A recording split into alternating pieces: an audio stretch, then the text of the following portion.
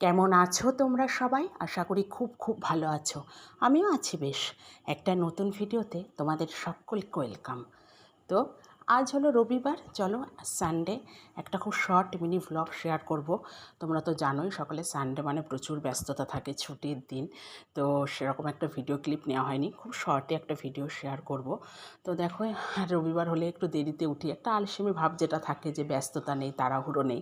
তা ওই জন্য আর কি একটু দেরিতে ওঠা হয়, একটু দেরিতে, খুব যে বেশি দেরি তা না, মানে 19-20 এরকম হয় আমার ক্ষেত্রে। তো উঠে সকালের পুজো পাঠ সমস্ত কমপ্লিট, আর রোদ্দুর দেখেছো, প্রচণ্ড রোদ্দুর।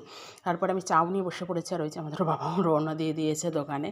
তা সেটাই দেখছিলাম, বসে বসে চা খাচ্ছিলাম। আর আমাদের এই বারান্দাটা থেকে দেখা যায় পুরো, তা সেটাই দেখাচ্ছিলাম। তারপরে এই যে ছেলেকে পড়াচ্ছিলাম, পড়াতে পড়াতে এখানে আমি সকালে ব্রেকফাস্ট করলাম, রুটি আর সবজি। তারপরে এখানে চাপিয়ে দিয়েছিলাম রান্না, আজ হবে শুক্তো। আর শুক্তোটা ভীষণ পছন্দের, বাড়ির সবাই পছন্দ করে। বড়ি দিয়ে যে শুক্তোটা হয় মেনলি অনুষ্ঠান বাড়ির মতন। আর এটাই যে আদা রাঁধুনি বাটনা দিয়ে দেবো, দুধ দিয়ে যে শুক্তোটা হয়, সবই ছিল, সজনে ডাঁটা টাটা সব কিছু দিয়ে সুন্দর করে করেছিলাম। আর দারুণ টেস্টি হয়েছিল। আর ভালোবাসে, প্রত্যেকে খেতে ভালোবাসে আমাদের বাড়ির। তা সেটাই করে নিচ্ছিলাম। শুক্তো ছিল, তারপরে ডাল ছিল, মাছের ডিমের বড়া করে ঝোল হয়েছিল, সবই হয়েছিল। এই যে কচু শাক ছিল, ভাজাভুজি ছিল, সবটা তো দেখানো হয়নি, খুব শর্টে দেখাবো। তার ভেতরে আজ আবার একটু ব্যস্ততা ছিল, আজ একটু প্লাম্বারের মিস্ত্রি এসেছিলো, যেহেতু কিছু কল ফল একটু ঠিকঠাক করার ছিল সমস্তটা। তা সেই জন্য ওখানে একটু ওদের সাথে থাকতে হয়েছে, ওই জন্য খুব একটা ভিডিও ক্লিপ নেওয়া হয়নি। এই যে, আর এদিকে রান্নাও হচ্ছিল।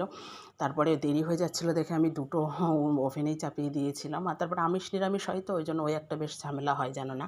তা দেখলে পাশেরটায় কচু শাক হচ্ছিলো, আর এটা এই যে ডিমের বড়া করে ঝোল করছিলাম। তার ভেতরে অনেক কিছুই হয়েছিল, রান্না, পটল ভাজা টাজা সবই হয়েছিল। সবটা তো দেখানো সম্ভব হয় না। আর ছুটির দিন মানে এক্সট্রা কিছু কাজ তো থাকেই, ওই জন্য প্রচুর দেরিও হয়ে যায়, বেলা হয়ে যায়, জানো না আমার। তো যাই হোক, সেগুলোই করে নিচ্ছিলাম। আর অনেকক্ষণ মিস্ত্রিরাও কাজ করছিল, ওদের সাথে মেইনলি মাই থাকে। তো যাই হোক, ছেলেটারও তেমন একটা আজকে আর পড়ানো হয়নি, ও ঘুরঘুর করে। তারপরে যে দুপুরে স্নান পুজো পাঠ কমপ্লিট, আর এই যে ভগবানের ভোগও দিয়ে দিয়েছি।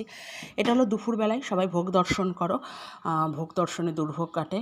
আর সবাই বলো রাধে রাধে, ভগবান সবার ভালো করুক, মঙ্গল করুক, এই প্রার্থনা ভগবানের চরণে সব সময়।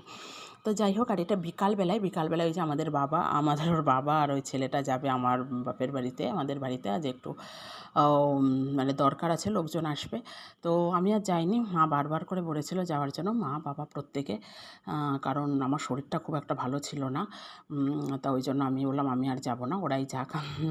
ওরাই বেশি যায়। তো যাই হোক, তা ওরাই যাবে, সেটাই বসে দেখছিলাম। ছেলেটাকেও রেডি করে গুছিয়ে দিলাম, ওরা একটু ঘুমিয়েও নিয়েছিল, নিয়ে উঠে তাই যে যাবে এখন। গিয়ে আবার ছেলেটা চলেও আসবে, দিয়ে যাবে এখন ওর বাবা, ওই যে দাঁড়িয়ে রয়েছে, স্কুটিতে করে যাবে। আমি বললাম আমি আর যাব না, ওরাই যাক, পরে একদিন আমি যাব। আর প্রচণ্ড গরমে আর আমার ভীষণ শরীরটাও খারাপ ছিল আর কি, তা ওই জন্য ভালো লাগছিল না, তা আমি আর যাইনি।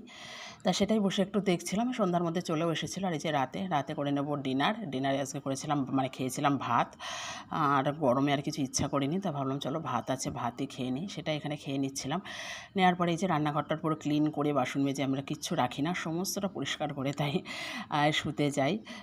এটা বরাবর ছোটো থেকে আমার মাকেও দেখতাম, সেই কোন মানে যুগ থেকেও সব একদম রাতের বেলায় পরিষ্কার পরিচ্ছন্ন করে শুতো, যাতে সকালে উঠে আর কোনো এক্সট্রা কাজ না থাকে। তাই এই যে সমস্তটা পরিষ্কার পরিচ্ছন্ন করে নিয়েছে। আর ওই যে হাঁড়িটা দেখছো, ওতে হলো দুধ জাল দেওয়া রয়েছে। তো যাই হোক, চলো আজ এই পর্যন্ত, টাটা।